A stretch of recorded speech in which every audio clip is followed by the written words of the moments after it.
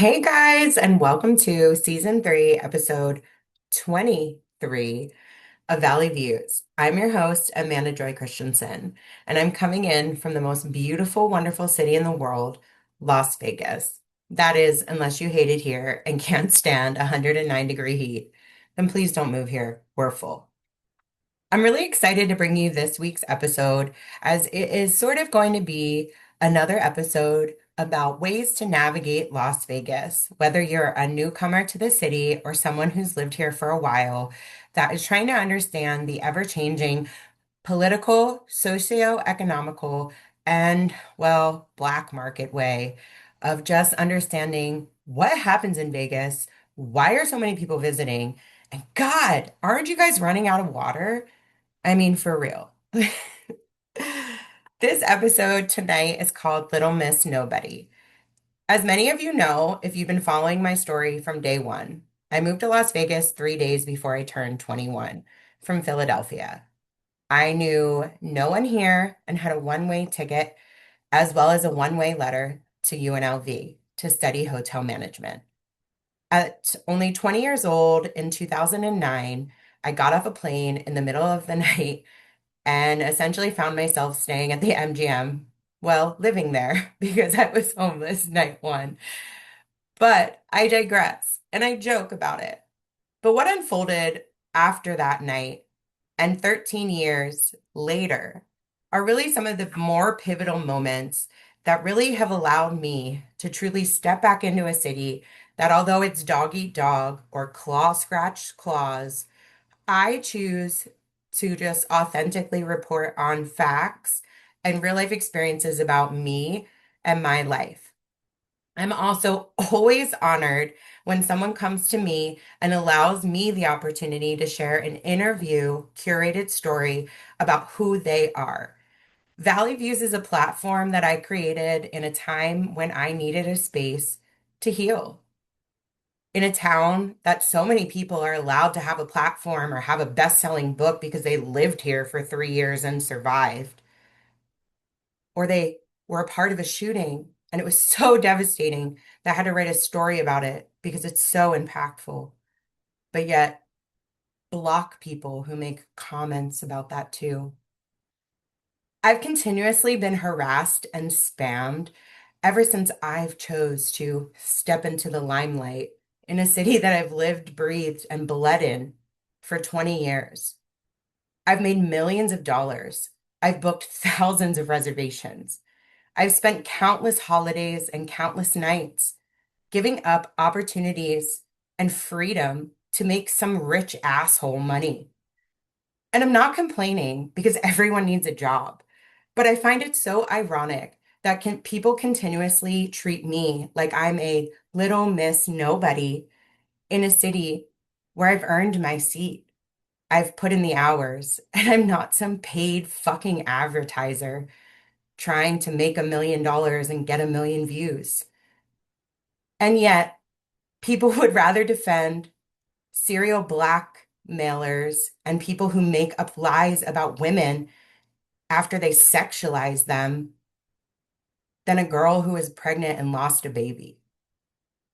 I did some research, and whether anyone cares or not, it's my perspective, right? But if I was a leader in a community and I was involved in a shooting, whether it had been October 1 or an employee shooting after someone came in and knew something that ended someone very close to me's marriage, I would just be really careful about continuing to report me and continuing to make false accusations about the character that I am. Because whether people realize it or not, I know just as much dirt about people in this city, and I have the least amount for people to air. I openly go on my show and I talk about the real devastating things that have happened to me because I fucking pray they don't happen to anyone else. And if you're someone that has perpetuated this in other people's lives, at what point do you deserve to just get to walk around like you're some queen in a city you know you're a villain in? It's real. Whether people want to pretend I'm dead or not, whether people block me or not, I'm not a little miss nobody. I spent 20 years living and breathing an industry that I am remarkably proud to be a part of. And when I was asked last year to speak on stage in Denver, I recall picking up a magazine that candidly had photographs that I recently saw resurface on the internet in an article that I was told didn't exist. And you don't represent the right way about you. So we're not going to pay you to represent our brand. But yet you lied about the magazine and the photos. But the real reason no one liked me was because I was overweight after a pregnancy loss. And instead of just being honest about that, people continue to perpetuate lies about me. So I'm just going to call people for what they are: evil, evil. People who want to come on my page and steal and report my content just because I'm telling the truth. Don't worry. I don't need my Instagram page for my stories to be known. And I don't need to have a million followers to be globally recognized on platforms like Entrepreneur, hosted by Forbes and MSN. And it was ironically not through anyone's own doing, but my own, that I earned the accolades that I did in the city. And like I've mentioned many times before, I've never actually slept with anyone for a job in this town. And I've never actually covered for people in sex scandals, which is maybe why I've never actually had somebody prove that I did that. And yet, all of you who have continued to report me and spam me and try to break into my Instagram page at wee hours of the night because it's drunk, can people, or you think it's funny to continue to put me down, just know that I'm in control of everything. Everything I've put out has been real because I have proof. I have proof that I was being followed. I have proof that someone tried to break into my home. And then the next day, randomly, police officers who would have never known where I lived unless they knew someone closely in the police department, they never would have been able to find me where I was. So, all the people who just see the Britney Spears mental health breakdown clips on my social media, don't you know that the best PR people create their own PR?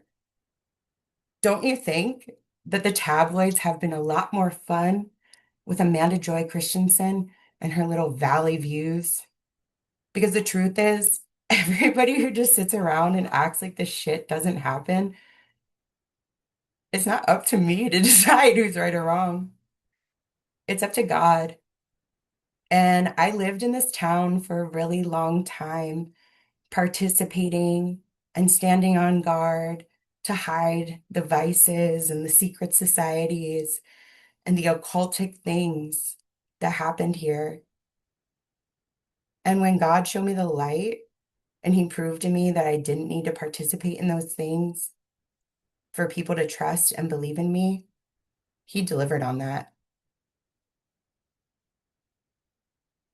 So my best advice, if you're new to Las Vegas, you should always Google people before you work with them.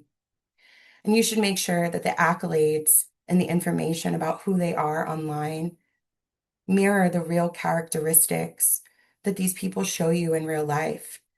Nevada not only ranked number 3 for cheating and OnlyFans usage, so you're basically dealing with a bunch of narcissistic, sexed up humans, but it also is one of the most frowned upon cities for scam and con artists in the world.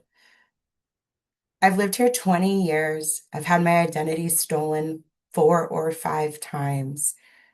In the last 6 months, I've had my bank account hacked 3 times. Why? Why? Is it something I said? Was the truth too loud? Or would an apology about trying to condemn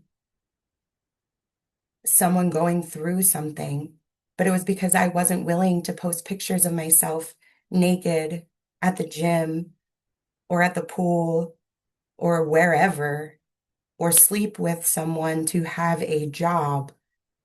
And I openly said I didn't want to sell sex parties and participate in selling sex parties. I was actually blacklisted. And I'm going to call it for what it is. Because I recall a time when I was a little Miss Nobody and I worked downtown and I was in charge of the same thing. Except at that time, it didn't matter because it paid the bills. And at that time, when I saw the mischief and I saw what was really going on, and everyone tried to gaslight me then and say it wasn't real, I hid. I got scared.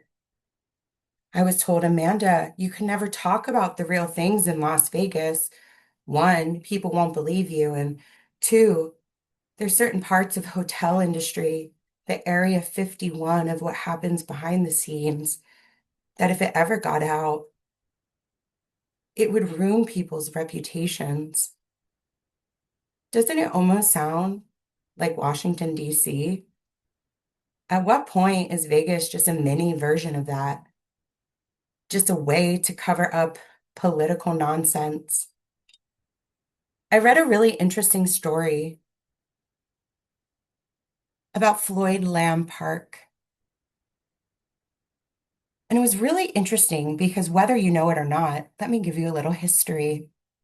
When someone was rich and famous and they wanted to meet a hoe and they didn't want to be seen in the city, Floyd Lamb had this park with buildings where people could go and purchase and buy and participate in whatever they liked outside the city limits. And as the city grew and the population spread, the secrets of Floyd Lamb no longer stayed secrets. So, like I said, you can only delay the truth in life.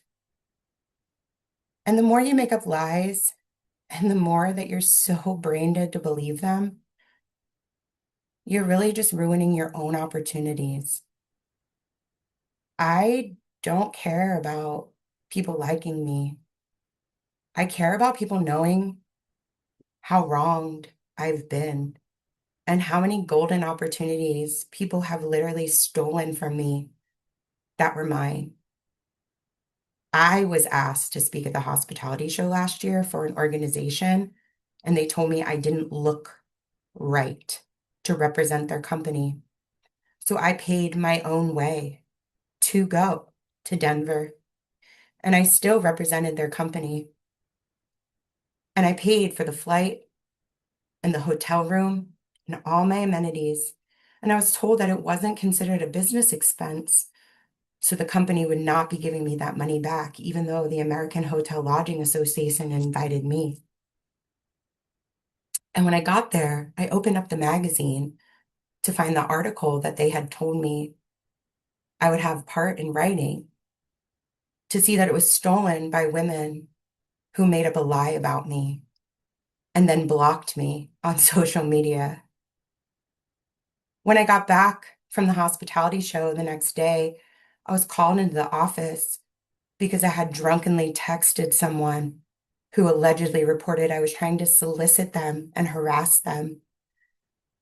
But what was really going on is I was pissed off at 3 in the morning that I had dropped $1,000 to go to Denver to represent a company where everyone just called me fat and ugly.